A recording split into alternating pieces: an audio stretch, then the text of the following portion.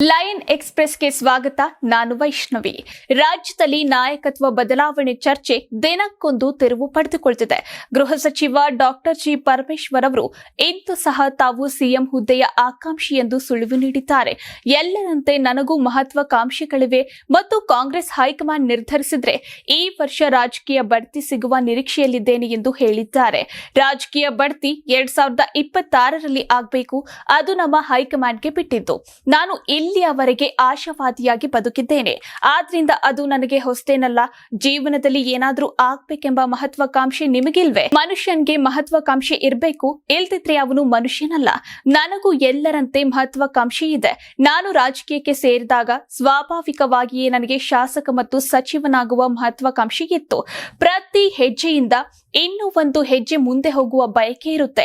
ಆದ್ರೆ ಅದೆಲ್ಲವೂ ನಮ್ಮ ಹೈಕಮಾಂಡ್ಗೆ ಬಿಟ್ಟಿದ್ದು ಎಂದು ಪರಮೇಶ್ವರ್ ಅವರು ಹೇಳಿದ್ದಾರೆ. ಶಾಮನೂರು ಶಿವಶಂಕರಪ್ಪ ನಿಧನದಿಂದ ತೆರವಾಗಿರುವ ದಾವಣಗೆರೆ ದಕ್ಷಿಣ ವಿಧಾನಸಭಾ ಕ್ಷೇತ್ರದ ಉಪಚುನಾವಣೆಗೆ ಸಿದ್ಧತೆ ಆರಂಭವಾಗಿದೆ.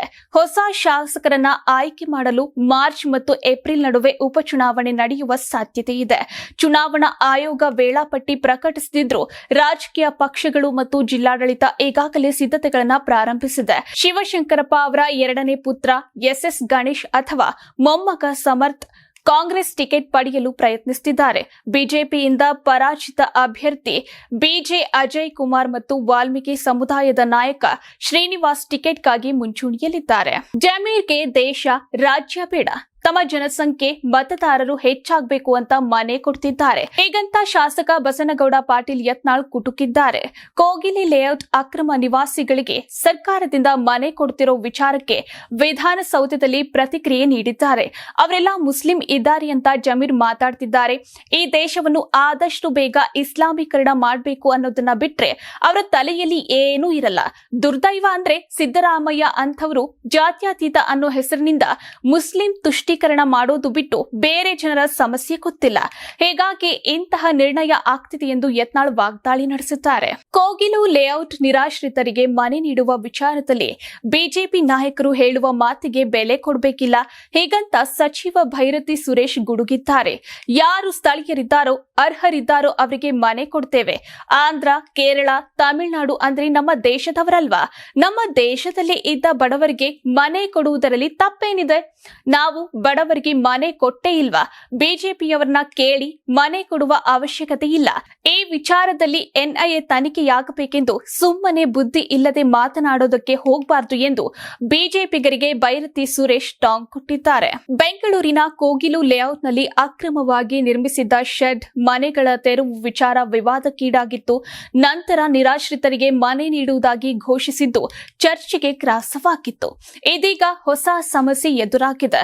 ಡೆಮಾಲಿಷ್ ಮಾಡಲಾದ ಮನೆಗಳ ಲೆಕ್ಕಾಚಾರದ ಆಧಾರದಲ್ಲಿ ರಾಜೀವ್ ಗಾಂಧಿ ವಸತಿ ಯೋಜನೆಯಡಿ 167 ಫ್ಲಾಟ್ಗಳನ್ನು ನೀಡುವಂತೆ ಸಿಎಂ ಸಿದ್ದರಾಮಯ್ಯ ಅಧಿಕಾರಿಗಳಿಗೆ ಸೂಚಿಸಿದ್ರು. ಆದ್ರೆ ಮನೆಗಳಿಗಾಗಿ 250ಕ್ಕೂ ಹೆಚ್ಚು ಅರ್ಜಿಗಳು ಸಲ್ಲಿಕೆಯಾಗಿವೆ ಎಂದು ಮೂಲಗಳು ತಿಳಿಸಿವೆ.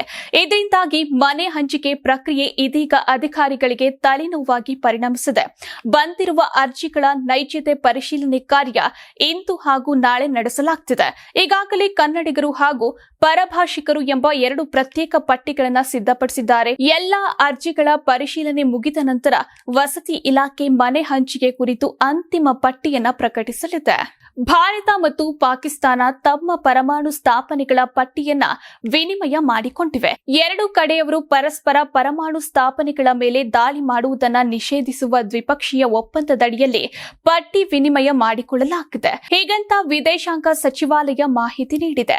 ನವದೆಹಲಿಯಲ್ಲಿ ಮತ್ತು ಇಸ್ಲಾಮಾಬಾದ್ನಲ್ಲಿ ರಾಜತಾಂತ್ರಿಕ ಮಾರ್ಗಗಳ ಮೂಲಕ ಏಕಕಾಲದಲ್ಲಿ ವಿನಿಮಯ ಮಾಡಿಕೊಳ್ಳಲಾಗಿದೆ. ಈ ಒಪ್ಪಂದಕ್ಕೆ ಡಿಸೆಂಬರ್ 31, 1988ರಂದು ಸಹಿ ಹಾಕಲಾಗಿತ್ತು ಮತ್ತು ಜನವರಿ 27, 1991ರಂದು ಜಾರಿಗೆ ಬಂದಿತ್ತು.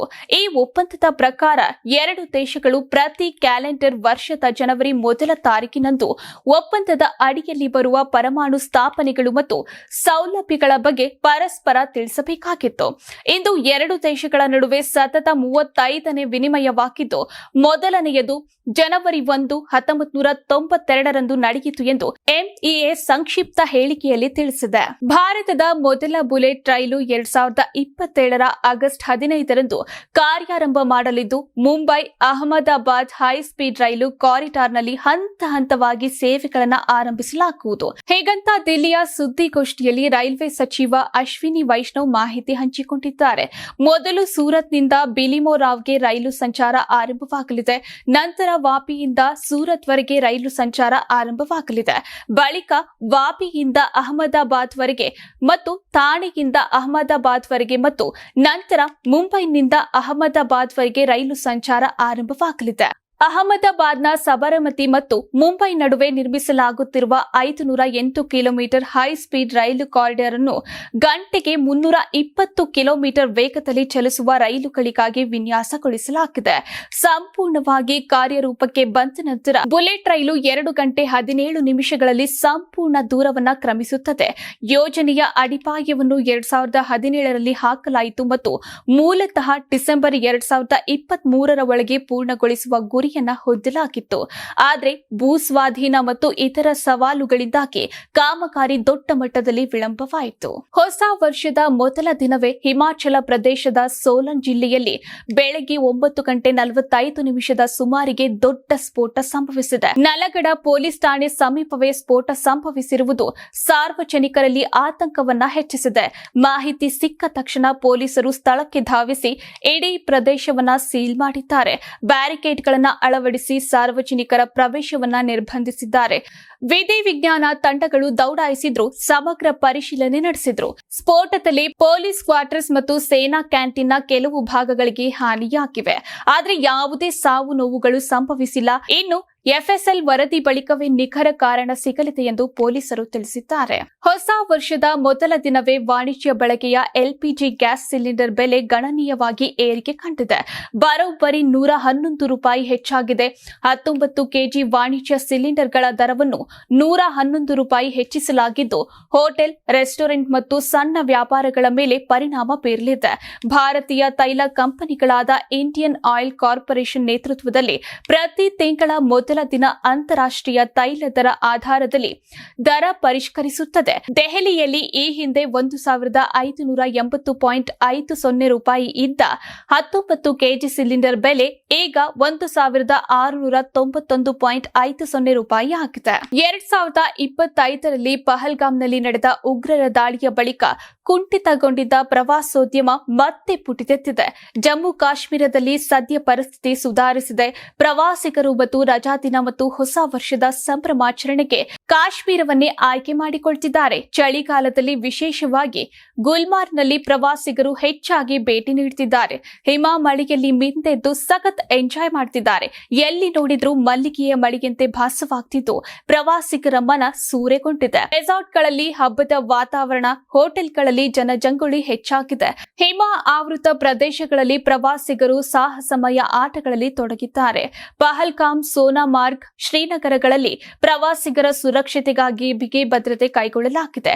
ಸ್ಥಳೀಯರು ಸೇರಿ ಪೊಲೀಸರು, ಆರ್ಮಿ ಪಡೆಗೆ ಸಾಥ್ ಕೊಟ್ಟಿದ್ದಾರೆ. ಇದರ ಭಾಗವಾಗಿ ಸ್ಥಳೀಯರಿಗೆ ಸ್ವಯಂ ರಕ್ಷಣೆ ಮತ್ತು ಶಸ್ತ್ರಾಸ್ತ್ರ ನಿರ್ವಹಣೆಯ ತರಬೇತಿಯನ್ನು ನೀಡಲಾಗಿದೆ. ಇದಾಗಿತ್ತು ಇವತ್ತಿನ ಲಯನ್ ಎಕ್ಸ್‌ಪ್ರೆಸ್. ನೋಡ್ತಾ ಇರಿ ಲಯನ್ ಟಿವಿ. ಶುಭರಾತ್ರಿ.